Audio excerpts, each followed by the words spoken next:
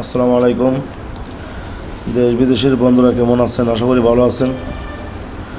এই দেখেন তো, একটা ভিডিওর মধ্যে দেখা যাচ্ছে একটা টেবিলের মধ্যে একটা ছেলে বসে আছে। একজন গেছে গিয়ে অনেক দাবট খাড়ায় ওই ছেলেটার গাড়ি তার পা দিয়া সরাই দিছে।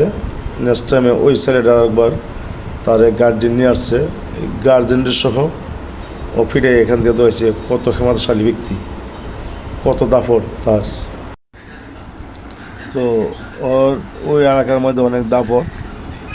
তারপর সম্ভবত ওই মুরগি ওনাকে বলতেছে, তুমি যে কাজটা করছো আসলে এই কাজটা তোমার হয় নাই, কারণ অত বাচ্চা মানুষ, ঠিক আছে, এইভাবে তার সাথে আচরণ করা ঠিক হয় না। তারপর তার গার্জেন নিয়ে আসছে, এই গার্জেনের সাথেও তুমি সম্ভবত এই আচরণ করছো, তোমার পাওয়ার দেখাইছো, এই কাজগুলো হয়নি।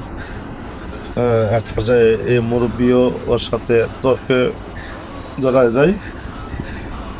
এক পর্যায়ে প্রায় হাতাহাতির মতোই মুরব্বি আর ওই ছেলেটা।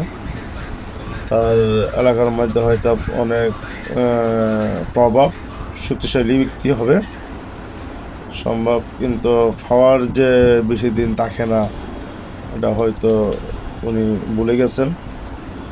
কারণ আল্লাহ সাথ দেন কিন্তু আল্লাহ ছেড়ে দেন না। হয়তো ওই মানুষগুলো একটু এলাকার মধ্যে কোনো নর্মাল ফ্যামিলির হবে, সাধারণ ফ্যামিলির, কিন্তু ও ছেলেটারে তো ইয়া করলো, মুরব্বিটার সাথেও খুব সম্ভব খারাপ ব্যবহার করতেছে। কিন্তু এই এরকম করা তো ঠিক না।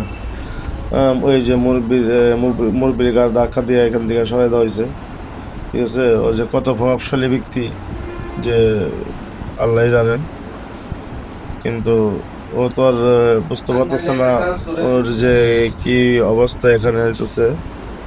যে ওর আমার মনে হয় ওর দিনকাল খুবই সরে আসছে।